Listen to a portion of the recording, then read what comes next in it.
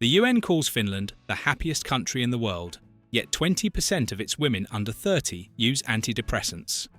Iceland ranks third, despite 15.6% of adults suffering from chronic depression and an overdose death rate 18 times higher than that of Italy, a country often labelled as more miserable. For years, these Nordic countries have topped the UN's World Happiness Report, leading the media to portray them as idyllic havens of joy, equality and peace. In this video, we decided to go beyond international reports and think for ourselves. We'll explore why, despite these alarming statistics, these nations continue to dominate happiness rankings. But we won't stop there. We'll use hard data to uncover the truth behind the so-called happiness of these countries. Finally, we'll take a critical look at the UN's methodology and that of the organisations behind the report to see which factors are considered and which are inexplicably ignored when defining a nation's happiness. Welcome to this new video from Amazing Europe. The true happiness of a people is also measured by the psychological well-being of its citizens. And here, the data tells us a surprising story that overturns many common beliefs. Iceland leads the OECD ranking for antidepressant consumption with a staggering 164.7 daily doses per 1,000 inhabitants. That's not exactly a record to be proud of. And Sweden? It follows with 117.8 doses, a figure that has more than doubled in the past 20 years. Denmark and Finland also show alarming numbers. Speaking of Finland, here's a major paradox. It's celebrated as the happiest nation in the world, according to the UN. Yet, antidepressant use has skyrocketed by 130% in just 2 decades. Something doesn't add up in this equation, does it? In Iceland, taking psychiatric medication has become a daily routine for many. Why? A box of antidepressants can cost up to 7 times less than a single therapy session. People are choosing to suppress the symptoms rather than treat the root causes.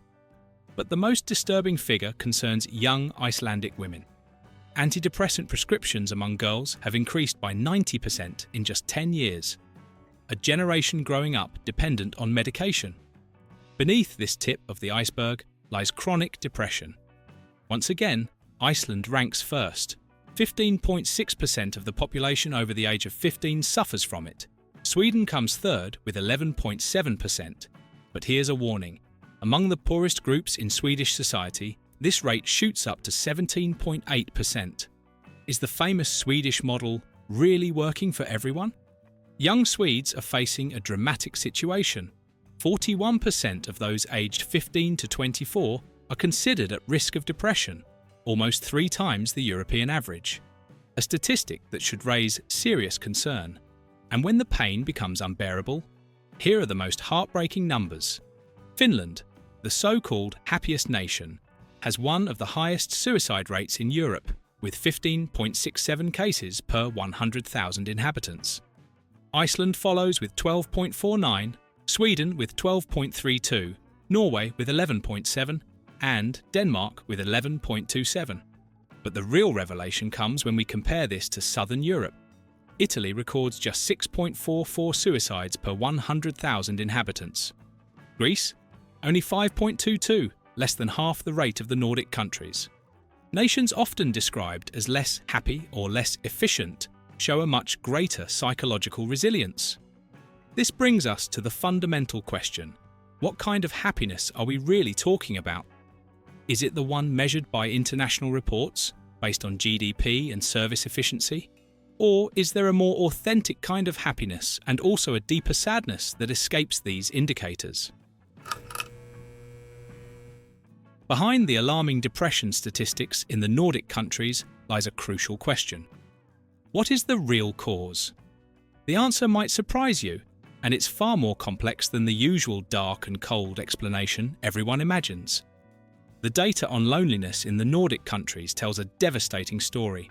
In Finland, 1 in 5 young people feels lonely, with nearly a quarter of the population experiencing loneliness at least occasionally. The situation in Sweden is no better.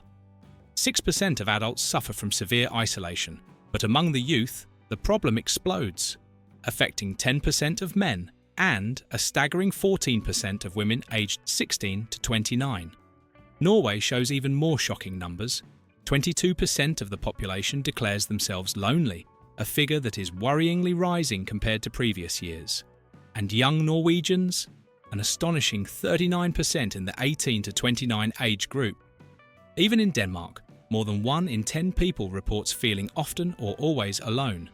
These are not just statistics. They are human lives fading in silence, surrounded by seemingly perfect social systems that are emotionally hollow. One structural fact stands out: the record high percentage of single-person households. Nordic countries top this European ranking with striking figures: 47% in Finland, 45% in Denmark, 43% in Sweden, and 41% in Norway. Almost half of Nordic homes host just one person. While this reflects a cultural value placed on independence, it also reveals how easy it is to slip into isolation. But what about the dark and cold theory? Is that really the main cause of Nordic depression? More and more researchers are challenging this oversimplified explanation. Sure, seasonal affective disorder exists. In Finland, it affects about 2% of the population, but that doesn't explain the 9% of Finns who suffer from chronic depression all year long, even in summer. Iceland completely dismantles this theory. Despite its notoriously long and dark winters, the prevalence of this disorder among Icelanders is surprisingly low. So how can we explain their European record for depression rates? The truth is, we're probably witnessing the consequences of a social paradox. Societies that have brilliantly solved material needs, but seem to have neglected relational and emotional ones. The extreme individualization of daily life, combined with digitalized interactions and the gradual erosion of traditional community bonds, has created a void that no welfare system, no matter how efficient, can truly fill. There's another dark shadow that the reassuring global happiness rankings seem unwilling to acknowledge: the overdose epidemic devastating the Nordic paradises. The numbers are shocking. In Iceland, drug-related deaths have more than doubled in just one decade, from 7.2 per 100,000 inhabitants in 2013 to a staggering 14.8 in 2023. Norway is not far behind, with 8.6 overdose deaths per 100,000 people. Sweden and Finland follow closely, each with about 7 deaths, while Denmark reports 4 per 100,000. The contrast with southern Europe is astonishing. In Spain, people die from overdoses 7 times less often than in Iceland. In Italy, it's 18 times less. A brutal paradox. The nations celebrated as the happiest on the planet are seeing their citizens succumb to chemical despair at alarmingly higher rates than countries ranked as less happy. But what's behind these statistics? The European Monitoring Centre for Drugs has repeatedly raised the alarm about the high rate of deaths among young people, often linked to opioid abuse and deadly mixtures of synthetic drugs. Why this deadly spiral in the lands of happiness? The problem runs deep into the very fabric of their social structure. Imagine the stigma and isolation. In societies where the appearance of success is almost mandatory, admitting to addiction is a form of social suicide. The result? A hidden, solitary drug use that dramatically increases the risk. With no one nearby, an overdose almost always ends in death. Local experts are clear.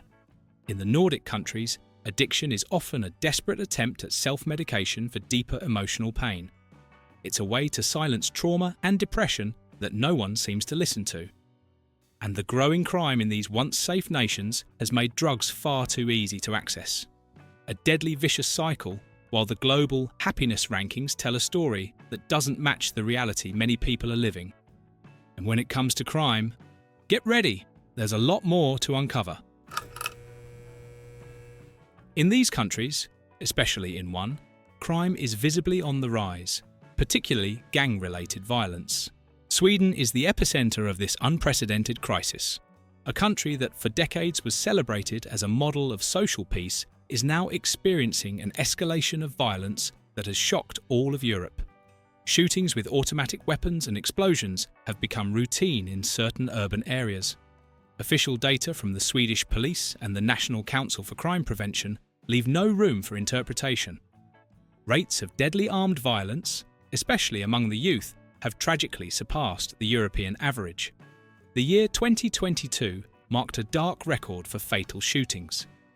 This wave of violence is driven primarily by feuds between rival gangs fighting for control of the drug market. But the real issue goes beyond just organised crime. Sweden, long praised as a success story of multiculturalism, is now showing deep social fractures. What was once described as a happy island of integration is crumbling under the weight of growing inequalities. Swedish gangs recruit primarily in so-called vulnerable areas, neighbourhoods marked by socio-economic disadvantage, high unemployment, and a heavy concentration of residents with a migrant background. Interestingly, it is often not the newcomers, but second or third generation immigrants.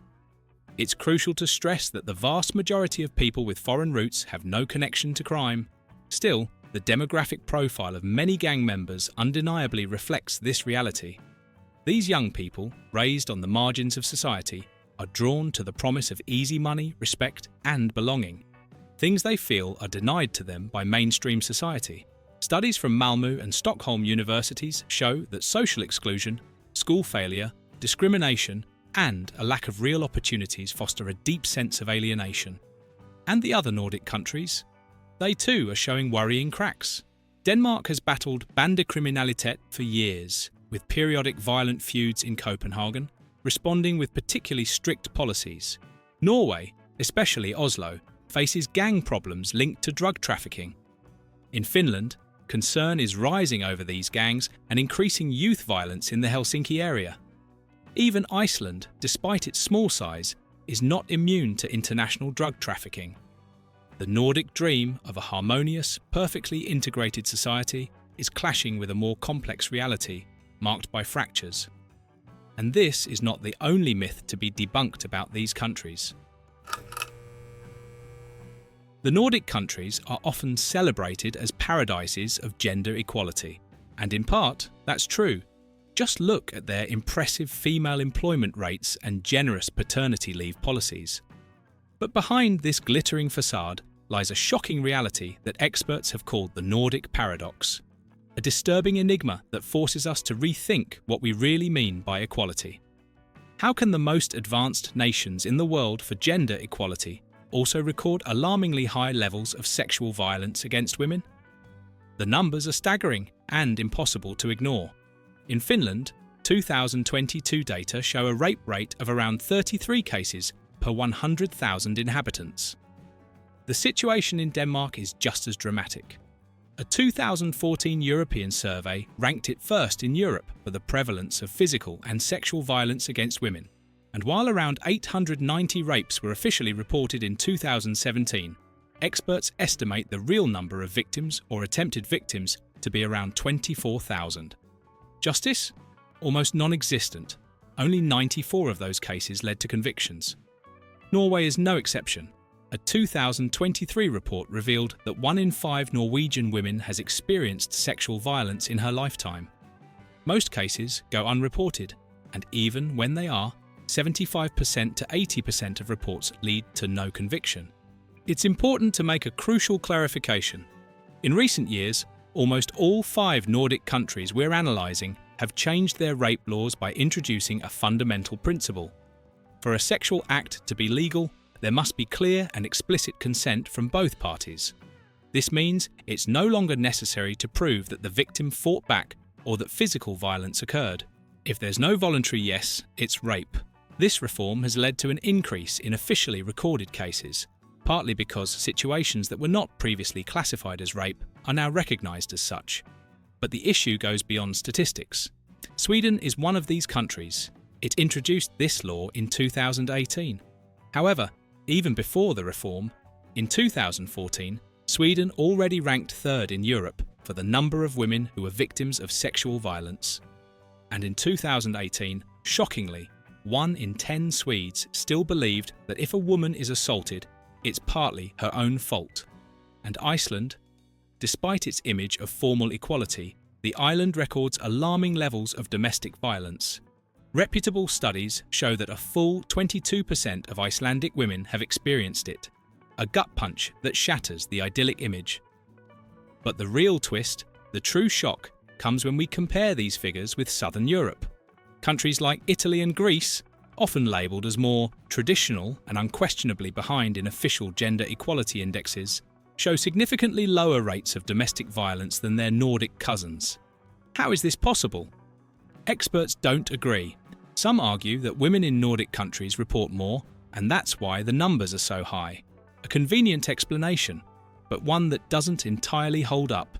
Because as we've seen, even in the far north, the vast majority of abuse remains hidden, a silent pain behind closed doors. Others point to the demographic background of perpetrators, looking for an external cause. That's partly true, but only partly. It's just one piece of a much bigger puzzle and doesn't explain the terrifying scale of the problem. The truth is, there's something profoundly disturbing here that escapes all the simple explanations. And now we turn to you. What do you think are the real causes of this Nordic paradox? Tell us in the comments. One thing is certain. The relationship between men and women that we now see in these countries is not a coincidence. It is, at least in part, the result of a clear and deliberate political plan. Let's focus especially on Sweden and go back to the year 1972. That year, a group of Swedish politicians published a manifesto titled The Family of the Future, with a revolutionary goal: to reshape society in a way that would allow every individual to evolve independently. The plan was ambitious: to free women from economic dependence on men, the elderly from relying on their children, and the young from family constraints. But why? This was the core of what has been called the Swedish theory of love, also the title of a documentary by Eric Gandini. The principle is as simple as it is radical. Authentic human relationships can only exist between individuals who are completely independent from one another. Only people who are socially and financially autonomous can choose each other out of true desire, not out of need or dependence. The aim was to dismantle the network of dependencies that, according to these theorists, contaminated emotional bonds. Only by eliminating mutual need, they argued, could people unite out of real love and free choice. And Sweden made this vision a reality. The modern Swedish family is now often imagined as a union between independent adults, each with their own career and full autonomy. But what were the consequences of this radical transformation? The most visible result is the extraordinary spread of people living alone. 40 years after that manifesto, nearly half the Swedish population lives by themselves, one of the highest rates in the world. On one hand, this represents the triumph of individual autonomy, but on the other, it raises disturbing questions about social isolation. We've already mentioned that almost half of Swedish homes house just one person. But there's more. It's estimated that 1 in 4 Swedes dies alone, sometimes discovered weeks or even months after death, in a society where bills are paid automatically and human contact becomes increasingly rare. In a country where independence is the supreme value, a crucial question arises. Who do you turn to in moments of real need? The state provides economic security, yes, but is that enough for human happiness? Critics like Zygmunt Bauman have warned, by becoming so radically independent, people may have lost the habit and even the ability to take care of one another. According to Bauman, too much autonomy can lead to a lonely and hollow life, because true happiness lies in relationships with others, not just in self-sufficiency. As for the relationships between men and women, the theory of love has had deep implications. For example, in Sweden and across the Nordic countries, it's increasingly common for single, educated, financially stable women to choose solo motherhood through sperm banks. More and more women are saying, being with a man means stress, arguments, loss of autonomy, emotional dependence. Much easier to have a child via a sperm bank. Who needs a man? The Swedish theory of love is, in the end, a paradox, a dream of freedom that may have isolated us, an ideology that, in celebrating extreme autonomy, ignores our innate need for connection. The result? A solitude disguised as independence, human bonds growing weaker, and a society where efficiency is gradually replacing intimacy. We remember that the majority of the data presented in this video is sourced from the national statistical institutes of the countries involved and from Eurostat, and those very studies raise serious concerns about the real state of happiness in those regions, highlighting issues like widespread social isolation and loneliness. Yet, if you consult the World Happiness Report, the narrative suddenly changes. So, why the contradiction?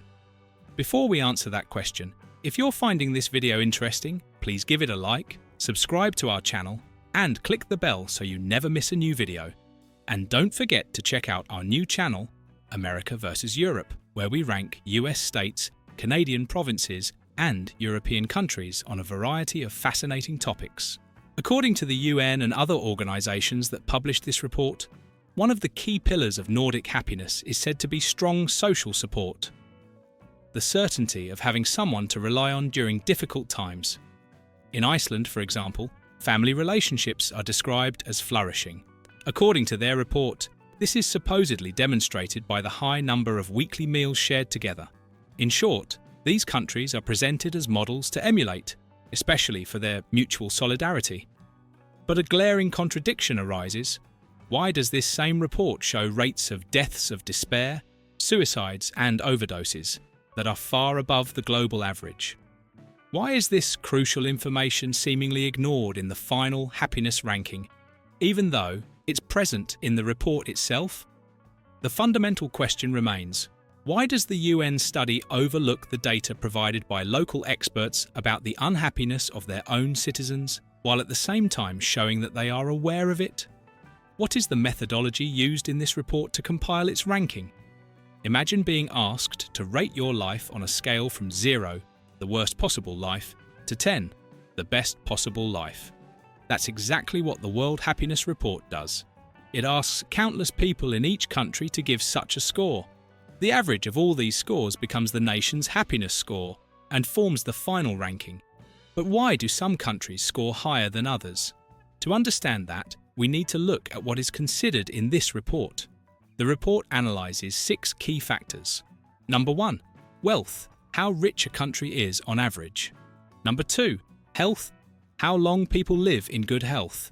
Number 3, social support, whether people feel they have friends or relatives they can count on when in trouble. For example, they ask, if you were in trouble, do you have someone to rely on? Number 4, freedom to choose, whether people feel free to decide what to do with their lives. For example, they ask, are you satisfied with your freedom to choose? Number 5, generosity, how much people donate to charity, taking into account how wealthy the country is. For example, they ask, have you donated money to a charity recently? Number 6, absence of corruption. They ask people whether they believe there is a lot of corruption in government and business. In practice, they directly ask people whether they're happy or not. At first glance, this seems like a flawless approach. Who better than a person can judge their own happiness? And yet, this methodology, almost entirely based on subjective perception, clashes head-on with a much harsher reality. The alarming data on depression, suicides, overdoses, and violence, especially in those nations celebrated as champions of happiness, raise disturbing doubts. This leads to inevitable questions. Do people really know how to recognize their own happiness? Is it correct to rely solely on perception while ignoring objective, measurable data that clearly point to deep distress? And why does the UN, despite mentioning in the very same report the deaths of despair in these countries, then choose not to include them as a decisive factor in its ranking? We do not intend to discredit the Nordic nations, which possess many admirable qualities that we've explored in other videos. Our goal is to understand why we are systematically presented with these models of happiness, while critical data, already present in the World Happiness Report itself, is deliberately omitted. It's an invitation to look beyond the rankings, to reflect on what happiness truly means, and to uncover the deeper truths hidden behind perceptions. If you'd like us to dig deeper into the crime rates in these countries, type crime in the comments and we'll make a dedicated video. In the meantime, you can check out our video on the most dangerous countries in Europe based on real data. That's it for this video. See you next time.